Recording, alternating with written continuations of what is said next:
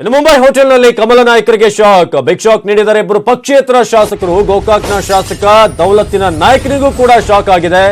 ಏನು ಮುಂಬೈನ ಹೋಟೆಲ್ನಲ್ಲಿ ಕಮಲ ನಾಯಕರಿಗೆ ಎದುರಾಗಿರುವಂತಹ ಒಂದು ಶಾಕ್. ಬಿಗ್ ಶಾಕ್ ಅನ್ನು ನೀಡಿದ್ದಾರೆ ಇಬ್ಬರು ಪಕ್ಷೇತರ ಶಾಸಕರು. ಗೋಕಾಕ್ನ ಆ ದೌಲತ್ತಿನ ಶಾಸಕರಿಗೂ ಕೂಡ ನಾಯಕರಿಗೂ ಕೂಡ ಶಾಕ್ ಆಗಿದೆ ಅಂತ ಒಂದು ಸಂಗತಿಯಲ್ಲಿ ನಡೆದಿರೋದು. ಶಾಕ್ ಅನ್ನ ಕೊಟ್ಟಿರೋದು ನಾಗೇಶ್ ಮತ್ತು ಆರ್ ಶಂಕರ್, ಇಬ್ಬರು ಕೂಡ ಪಕ್ಷೇತರ ಶಾಸಕರು. ಕೂಡಲೇ ಬಿಜೆಪಿಗೆ ಸೇರುವಂತೆ ಪಕ್ಷೇತರಿಗೆ ಆಫರ್ ಇದೆ. ಆದ್ರೆ ಈಗ ಶಾಕ್ ಅನ್ನ ನೀಡಿರೋದು ಇಬ್ರು ಕೂಡ ಬಿಜೆಪಿ ಸೇರೋ ಆಫರ್ ಅನ್ನ ಇಬ್ಬರೂ ಕೂಡ ತಿರಸ್ಕರಿಸಿದ್ದಾರೆ. ಆ ಮೂಲಕ ಶಂಕರ್ ಮತ್ತು ನಾಗೇಶ್ ಯಾವುದೇ ಕಾರಣಕ್ಕೂ ಬಿಜೆಪಿಯನ್ನ ನಾವು ಸೇರೋದಿಲ್ಲ, ಆ ರೀತಿಯಾದಂತಹ ಒಂದು ಹೇಳಿಕೆಯನ್ನು ಕೊಟ್ಟಿದ್ದಾರೆ. ಪಕ್ಷೇತರರ ಮಾತು ಕೇಳಿ ಬಿಜೆಪಿಯ ನಾಯಕರು ದಂಗಾಗಿದ್ದಾರೆ. ಆ ರೀತಿಯಾಗಿ ಈಗ ಎಲ್ಲೊಂದ್ ಕಡೆ ಇವರಿಬ್ರು ಕೂಡ ಈ ಮೈತ್ರಿ ಪಕ್ಷದಿಂದ ಹೊರಬಂದಾಗ, ಮೈತ್ರಿ ಸರ್ಕಾರದಿಂದ ಇವ್ರು ನಮ್ಮ ಕಡೆನೆ ಬರ್ತಾ ಇದ್ದಾರೆ ಅಂತ ಬಹಳ ಖುಷಿಯಿಂದ ಇದ್ರು. ಆದ್ರೆ ಬಿಜೆಪಿಯನ್ನ ಸೇರುವಂತ ಯಾವುದೇ ಪ್ರಶ್ನೆ ಇಲ್ಲ ಅಂತ ಒಂದು ರೀತಿ ಮುಜುಗರ ಜೊತೆಗೆ ಶಾಕ್ ಅಂತ ಹೇಳ್ಬೋದು. ಬಹಳ ಸ್ಪಷ್ಟವಾಗಿ ನಿರಾಕರಿಸಿದ್ದಾರೆ ನಾಗೇಶ್ ಮತ್ತು ಆರ್ ಶಂಕರ್. ನಾವು ಪಕ್ಷೇತರರಾಗಿ ಸಪೋರ್ಟ್ ಮಾಡ್ತೀವಿ, ಬಿಜೆಪಿಗೆ ಸೇರುವಂತ ಪ್ರಶ್ನೆ ಇಲ್ಲ ಅಂತ ಹೇಳಿದ್ದಾರೆ.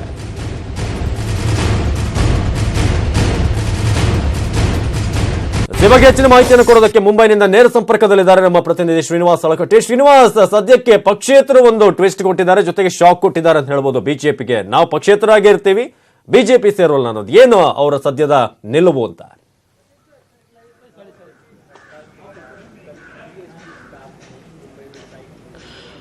ಅವಿನಾಶ್, ಮುಂಬೈಲಿ ಇರ್ತಕ್ಕಂಥ ಪಕ್ಷೇತರ ಶಾಸಕರು ನಾಗೇಶ್ ಮತ್ತು ಶಂಕರ್ ಒಂದು ಇಲ್ಲಿನಿರ್ತಕ್ಕಂಥ ಒಂದು ಕಾಂಗ್ರೆಸ್ ಶಾಸಕರಿಗೆ, ನಾಯಕರಿಗೆ ಮತ್ತು ಬಿಜೆಪಿ ನಾಯಕರಿಗೆ ಒಂದು ಶಾಕ್ ಅನ್ನ ನೀಡಿದ್ದಾರೆ ಅಂತ ಹೇಳ್ಬೋದು. ಪ್ರಮುಖವಾಗಿ ಇಲ್ಲಿ ಬಂದಿರತಕ್ಕಂಥ ಶಂಕರ್ ಮತ್ತು ನಾಗೇಶ್ ಅವರು ಇನ್ನೇನು ಬಿಜೆಪಿಯನ್ನ ಬಿಜೆಪಿಗೆ ಸೇರ್ತಾರೆ ಅಂತಕ್ಕಂಥ ಒಂದು ವಿಶ್ವಾಸ ಇಲ್ಲಿ ಒಂದು ನಾಯಕರಿಗಿತ್ತು. ಆದ್ರೆ ಅವರು ನಿನ್ನೆ ಇಂಥ ಒಂದು ಪ್ರಸ್ತಾಪವನ್ನ ಅಶ್ವಥ್ ನಾರಾಯಣ್ ಮತ್ತು ರಮೇಶ್ ಜಾರಕಿಹೊಳಿ ಇಟ್ಟಾಗ ಅದನ್ನ ತಿರಸ್ಕರಿಸಿದ್ದಾರೆ ಅಂತಕ್ಕಂಥ ಮಾಹಿತಿ ಇದೀಗ ಲಭ್ಯವಾಗಿದೆ.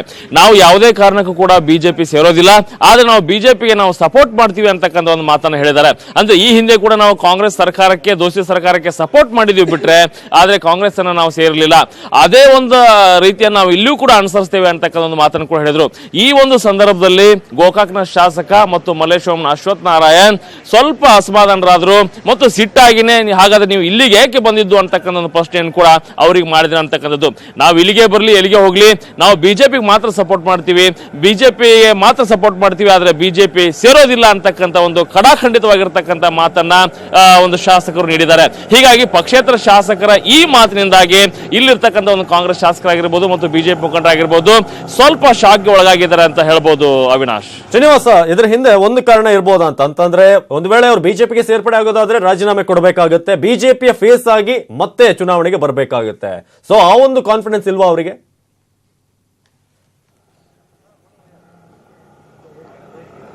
ಅದೇ ವಿಚಾರಕ್ಕೆ ಸ್ವಲ್ಪ ಭಯ ಬಿದ್ದಿರಬಹುದು ಅಂತ ಅನ್ಸುತ್ತೆ ಅವಿನಾಶ್. ಯಾಕಂತಂದ್ರೆ ಒಂದು ಕಡೆ ಮತ್ತೆ ಅವರು ಬಿಜೆಪಿಗೆ ಸೇರಿದ್ರೆ ಅವರಿಗೆ ಎಲ್ಲ ಆಪ್ಷನ್ಸ್ಗಳು ಕ್ಲೋಸ್ ಆದಂಗ ಆಗುತ್ತೆ. ಒಂದು ವೇಳೆ ಬಿಜೆಪಿ ಸರ್ಕಾರ ಅಸ್ತಿತ್ವಕ್ಕೆ ಬರದೇ ಹೋದ್ರೆ ಹೇಗೆ ಅಂತಕ್ಕಂಥ ವಿಚಾರ ಆಗಿರ್ಬೋದು. ಜೊತೆಗೆ ಬಿಜೆಪಿ ಸರ್ಕಾರ ಬಂದಿದ್ದೇ ಆದಲ್ಲಿ ನಮಗೊಂದು ಸೂಕ್ತವಾಗಿರ್ತಕ್ಕಂಥ ಸ್ಥಾನಮಾನಗಳು ಸಿಗದೆ ಹೋದ್ರೆ ಹೇಗೆ ಅಂತಕ್ಕಂಥ ಒಂದು ಆತಂಕ, ಭಯ ಈ ಪಕ್ಷೇತರ ಶಾಸಕರಲ್ಲಿರ್ಬೋದು. ಬಿಜೆಪಿ ಸರ್ಕಾರ ರಚನೆ ಆಗಬೇಕು, ರಚನೆ ಆದಾಗ ಒಂದು ಮಂತ್ರಿ ಸ್ಥಾನ ಅದು ಸಿಗುತ್ತೆ ಅಂತಕ್ಕಂಥ ಒಂದು ಆಸೆ ಎಲ್ಲ ಶಾಸಕರಿಗೆ ಇರುತ್ತೆ. ಆದ್ರೆ ಒಂದು ವೇಳೆ ಬಿಜೆಪಿ ಸರ್ಕಾರ ಅಸ್ತಿತ್ವಕ್ಕೆ ಬಂದಾಗಲೂ ಕೂಡ ನಮ್ಮನ್ನು ಇವರು ಕ್ಯಾರ್ ಮಾಡದೆ ಹೋದ್ರೆ ಹೇಗೆ ಅಂತಕ್ಕಂಥ ಒಂದು ಆತಂಕ, ಭೀತಿ ಈ ಒಂದು ಪಕ್ಷೇತರ ಶಾಸಕರಲ್ಲಿರ್ಬೋದು. ಹಾಗಾದ್ರೆ ಸಪೋರ್ಟ್ ಮಾಡ್ತಾನೆ, ಬಿಜೆಪಿಯಿಂದ ಹೊರಗಿದ್ರೆ ನಮ್ಮ ಎಲ್ಲ ಒಂದು ಬೇಡಿಕೆಗಳನ್ನ, ಡಿಮ್ಯಾಂಡ್ಗಳನ್ನ ನಾವು ಪೂರೈಸ್ಕೋಬಹುದು, ಭಯವನ್ನ ಹುಟ್ಟಿಸಬಹುದು. ಅಂದ್ರೆ ಮತ್ತೆ ನಾವು ಕಾಂಗ್ರೆಸ್ಗೆ ಹೋಗ್ತೇವೆ, ಮತ್ತೆ ನಾವು ಜೆಡಿಎಸ್ ಹೋಗ್ತೇವೆ, ನಮ್ಮನ್ನ ನೀವು ಕಡೆಗಣಿಸಬೇಡಿ ಅಂತಕ್ಕಂಥ ಒಂದು ಎಚ್ಚರಿಕೆಯನ್ನು ಕೊಡ್ತಾನೆ ಇರಬಹುದು. ಹಾಗಾಗಿನೇ ಅವ್ರು ಹೇಳ್ತಾ ಇರೋದು ನಾವು ಬಿಜೆಪಿಗೆ ಸಪೋರ್ಟ್ ಮಾಡ್ತೇವೆ ಬಿಟ್ರೆ ಬಿಜೆಪಿಯನ್ನು ಸೇರೋದಿಲ್ಲ ಅಂತ ಹೇಳಿ. ಈ ಒಂದು ರಾಜಕೀಯ ಮುಂದಾಲೋಚನೆ ಮತ್ತು ರಾಜಕೀಯ ಭವಿಷ್ಯದಿಂದ ಇಂಥ ಒಂದು ಸ್ಟೆಪ್ ಅನ್ನು ಪಕ್ಷೇತರ ಒಂದು ಶಾಸಕರು ತೆಗೆದುಕೊಂಡಿದ್ದಾರೆ ಅಂತಕ್ಕಂಥದ್ದು. ಈ ಹಿಂದೆ ಕೂಡ ಅವರು ಕಾಂಗ್ರೆಸ್ಗೆ ಸಪೋರ್ಟ್ ಮಾಡ್ತೀವಿ ಬಿಟ್ಟಿದ್ದಾದ್ರೆ ಶಂಕರ್ ಕೂಡ ನಾವು ಕಾಂಗ್ರೆಸ್ ಸೇರಿ ಅಂತಕ್ಕಂಥ ಸಾಕಷ್ಟು ಒತ್ತಡ ಇತ್ತು, ಆದ್ರೆ ಅವರು ಕಾಂಗ್ರೆಸ್ ಅನ್ನ ಸೇರಲಿಲ್ಲ. ಹೀಗಾಗಿ ನಿಮ್ಮನ್ನು ನಾವು ಮಂತ್ರಿ ಸ್ಥಾನದಿಂದ ವಜಾ ಮಾಡ್ತೀವಿ ಅಂತಕ್ಕಂಥ ಒಂದು ಮಾತನ್ನು ಹೇಳಿದಾಗಲೂ ಕೂಡ ಶಂಕರ್ ಅವರು ಬಗ್ಲಿಲ್ಲ ಮತ್ತು ಜಗ್ಲಿಲ್ಲ. ಹೀಗಾಗಿ ಅದಕ್ಕಾಗಿನೇ ಅವರು ಮಂತ್ರಿ ಸ್ಥಾನವನ್ನು ಕಳೆದುಕೊಂಡಿದ್ದು. ಹೀಗಾಗಿ ಬಿಜೆಪಿಯಲ್ಲಿ ಇದ್ರೂ ಕೂಡ ನಮ್ಮನ್ನು ನಿರ್ಲಕ್ಷ್ಯ ಮಾಡತಕ್ಕಂಥ, ಕಡೆಗಣಿಸತಕ್ಕಂಥ ಸಾಧ್ಯತೆ ದಟ್ಟವಾಗಿರುತ್ತೆ. ಹೀಗಾಗಿ ನಾವು ಬಾಹ್ಯವಾಗಿ ನಾವು ಸಪೋರ್ಟ್ ಮಾಡ್ತೀವಿ ಅಂತಕ್ಕಂಥ ಒಂದು ಮಾತನ್ನು ಹೇಳಿದ್ದಾರೆ.